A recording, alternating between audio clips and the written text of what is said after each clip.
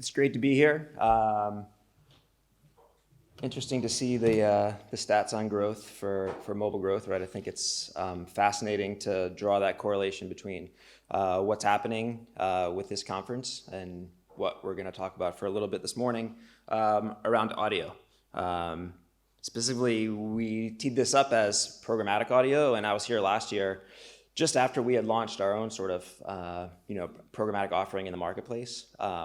But we've been watching and seeing the rapid growth of programmatic audio in Europe over the last 3 years, so much so now that programmatic spend for digital audio in markets like Germany and the UK now represents 40%. So that's pretty significant growth. So I think there's a lot of reasons to be excited about audio, and what I'd like to do is really sort of talk more about audio, sound, what that means from the consumer experience, what you guys are all sort of seeing and hearing as consumers and as active participants in this robust marketplace. It's a really exciting time.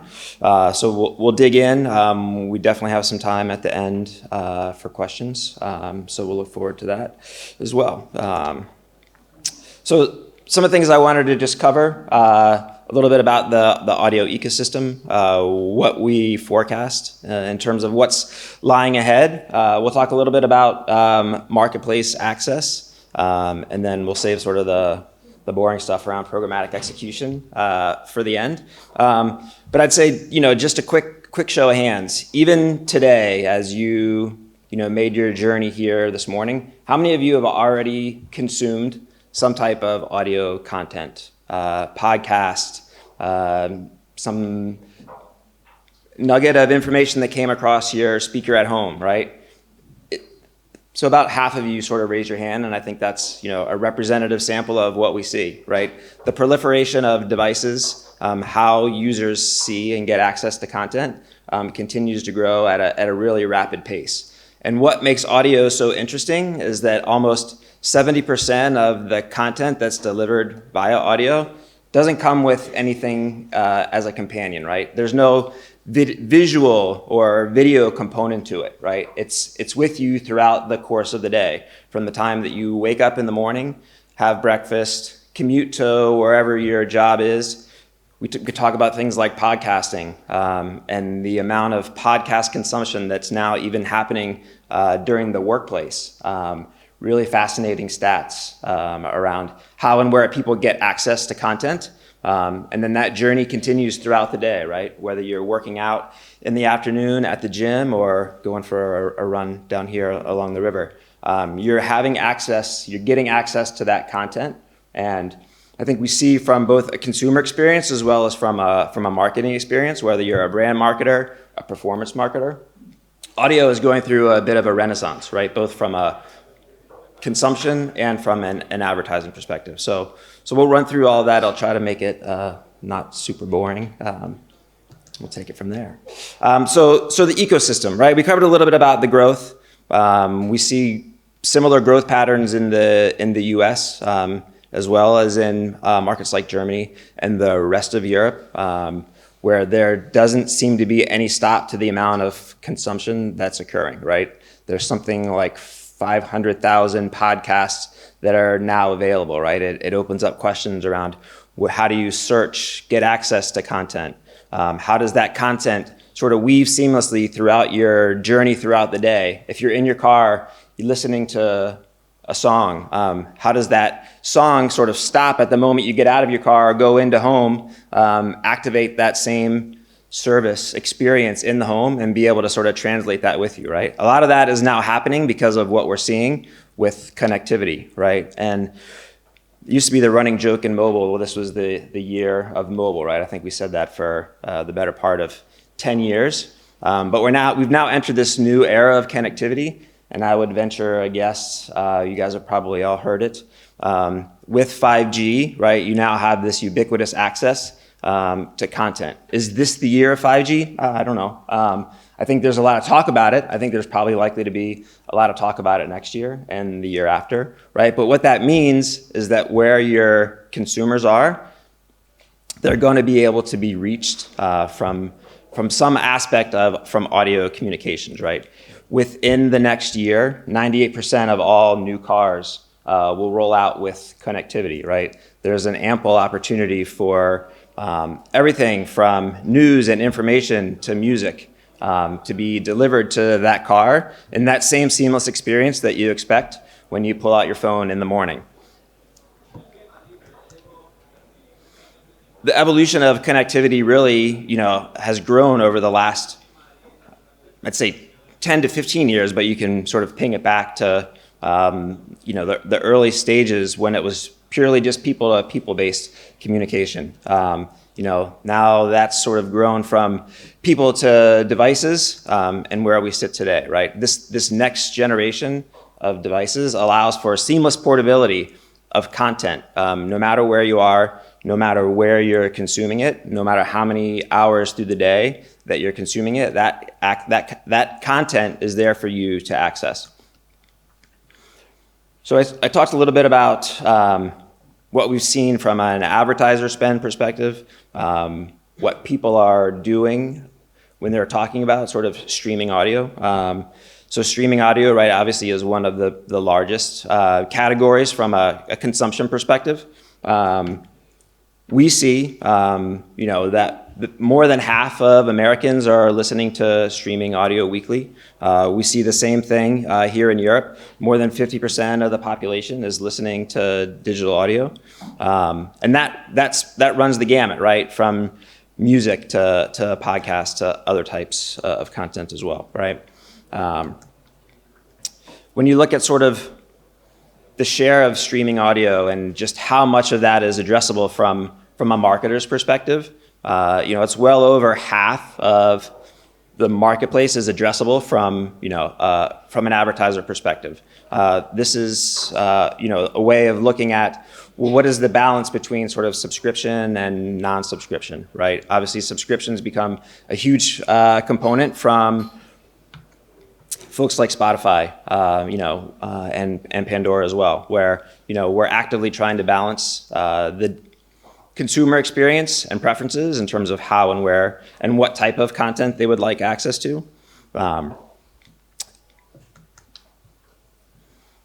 you can look at sort of where we have a bit of a sizable footprint in the US itself. So we recently partnered with SoundCloud in the US to be the exclusive representation from an advertising sales perspective, right? That gives us access to all SoundCloud users in the US. We'll talk a little bit more about SoundCloud in a minute, and what that means, but what that allows us to do from a marketer's perspective is to go out and be able to reach a significant percentage of the US marketplace based on that combined partnership. So we talked a lot about listening is changing and growing, right? Everybody is on the go, whether that's you're using Snapchat, whether you're in the car using one of the various ways to get access to content, or even in the home, right? There's this constant evolution and consumption of what's happening from the audio perspective. Looking at sort of where are we, right? I'm obviously coming from the US and really appreciate the opportunity to be here. This is a bit of a US view in terms of size and scale of just how big the audio streaming market is when you talk about YouTube, Facebook, the various, Facebook apps. Put sort of Pandora and SoundCloud together, and we've got a fairly sizable penetration of the marketplace, which really puts us in an interesting position to be thoughtful about thinking about the next generation of both audio content, as well as how brand marketers and direct response marketers can get access to those users. So what lies ahead? When you think about audio or sound, right? Sound really allows for you to tell a story.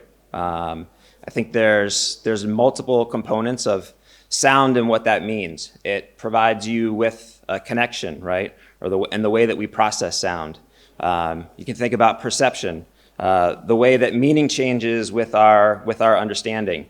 There's identity, the way that a story is expressed in a message.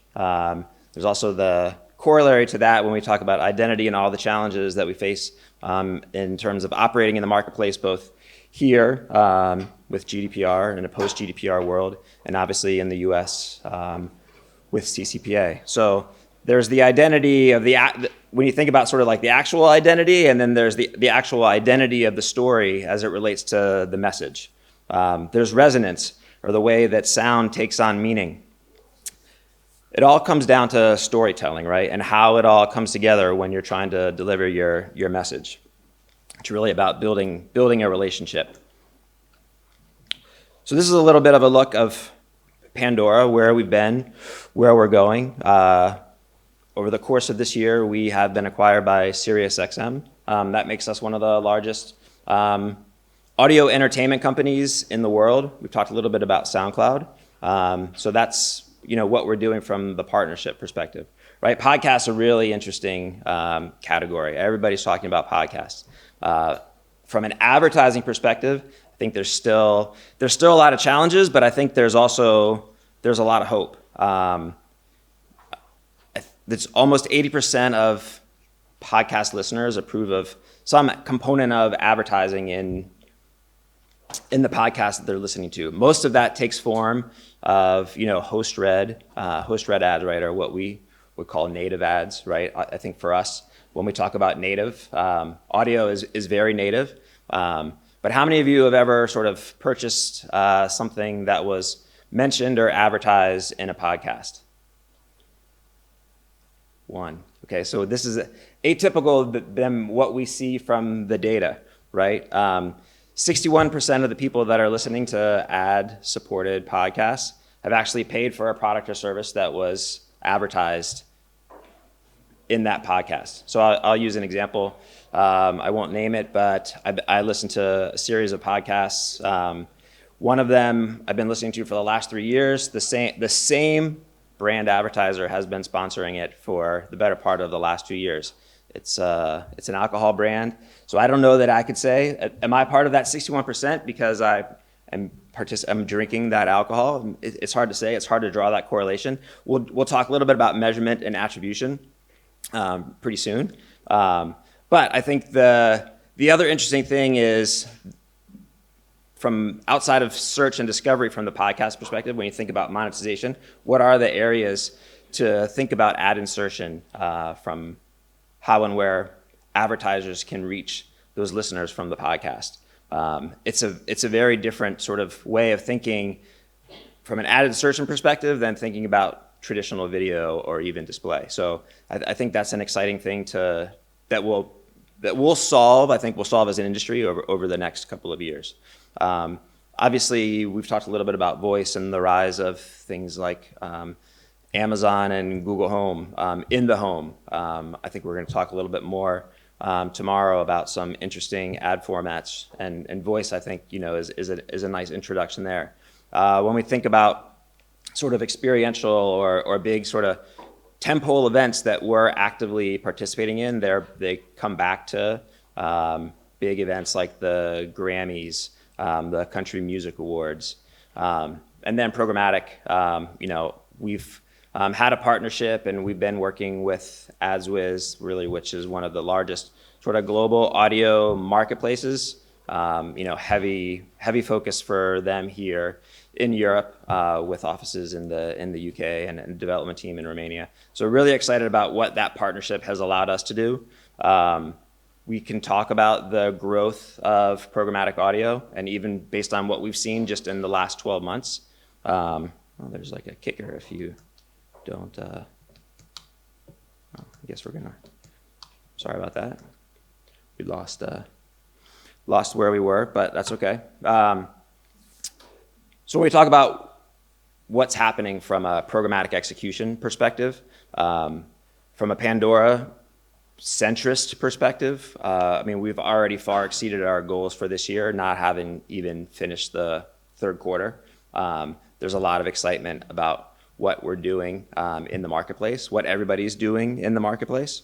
So there's additional reason for hope there. I think that the challenges when you talk about audio, right, around measurement and attribution, which just like we hear from an ad quality and measurement perspective in the brand safety conversation, there's still some questions about how do you actually determine when an ad was sold, right? There's this notion of if you have viewability for display or even video, what is the notion of, audibility, or some people call it hearability. I like to use audibility.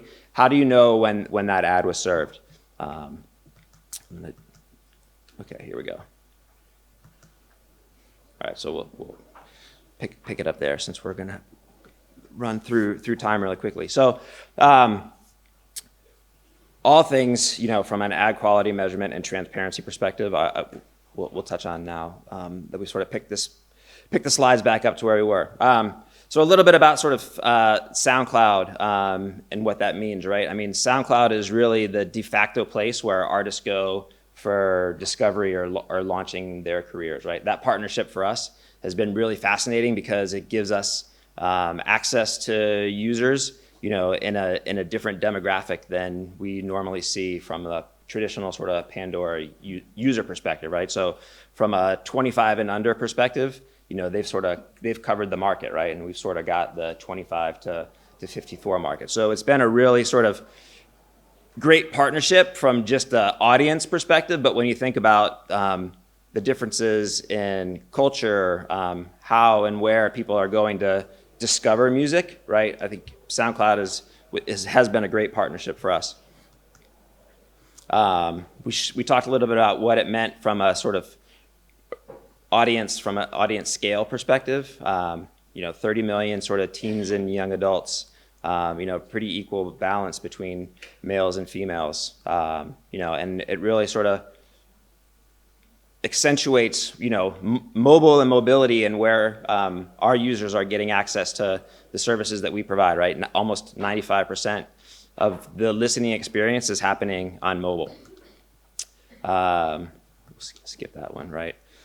We'll talk a little bit about sort of from the brand marketer's perspective, data and targeting, and what does that mean in terms of what we can bring, to these marketplace conversations, right? We talk always about, what's good for the listener is good for the advertiser and how you balance that listening experience.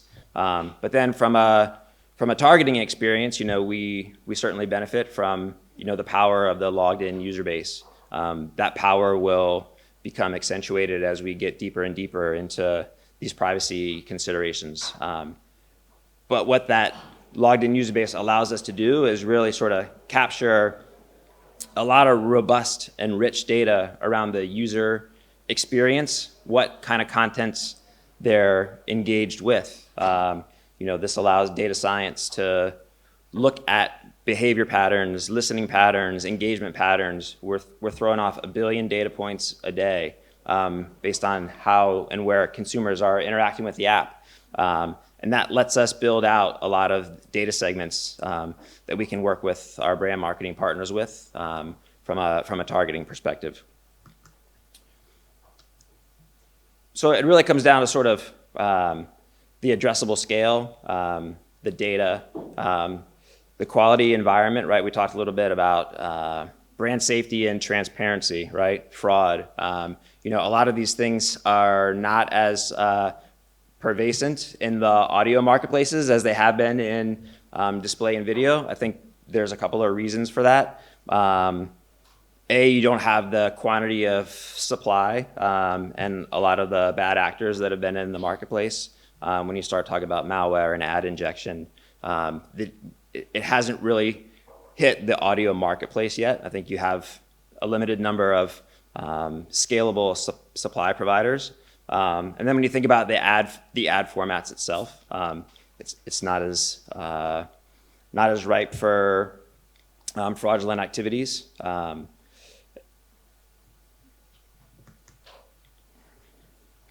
So from a measurement and attribution perspective, especially when it comes to audio, I think we're still in the early days. I sort of call it, this is maybe a bad American phrase, the meat and potatoes world of ad delivery. It's really about reach and frequency, and what can you do against your reach and frequency goals across a consolidated audio buy.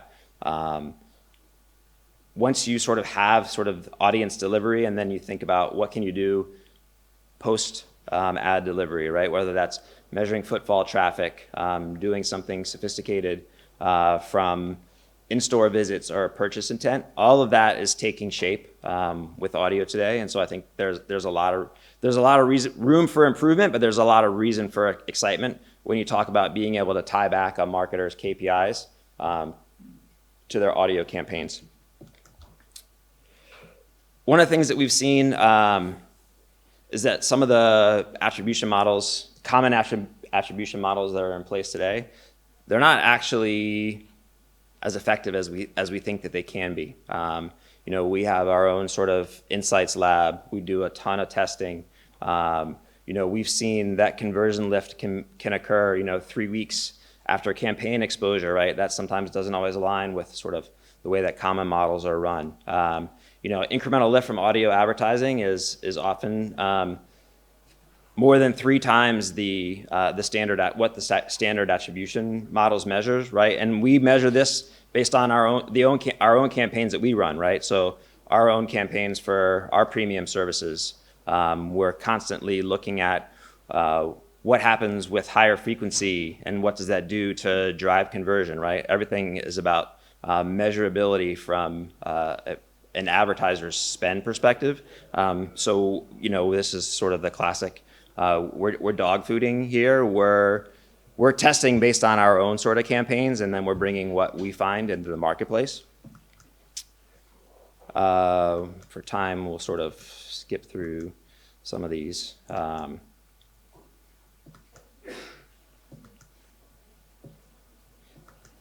All right, so we'll sort of wrap it up and see if there's any questions in a minute. But I think when you talk about sort of audio, right? Audio is a very sort of lean back and leaned in experience. When you think about how users are consuming sort of audio, we look at sort of even just the engagement over the course of a day, but then certainly over the course of an hour, right?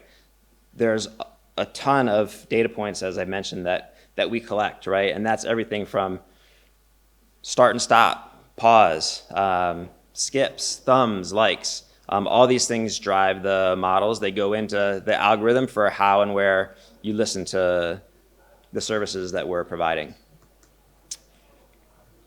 And then, I'll sort of close it out with sort of what does audio look like, from a execution perspective, right? It's available today. It's available across Europe from a digital transaction perspective. This is a little bit more specific to Pandora, but the private marketplace for audio is a robust and thriving market, right? I don't see a big sort of open marketplace evolving for audio based on the constraints in supply that exist. Ad formats are something that are going to continue to evolve and change, right? Just as the 6-second video for snackable content, I guess we'd say, has become sort of almost a standard. That will occur with audio as well, right? Platform ability, right? It extends well beyond what we're talking about here from traditional sort of web and tablet, right? It now is in the home. It's with connected TV. It's in the car, right? It's ubiquitous. Lots of opportunities for targeting. Deal types are fairly standard. So, with that, I'd say audio is in the midst of its evolution, right? It's a great mechanism for storytelling. The time is now, if you're a marketer in the room, to test, to explore, to see what you can do from a campaign execution perspective, and the resources are there. So with that, I'll sort of close it out and see if there's any questions, or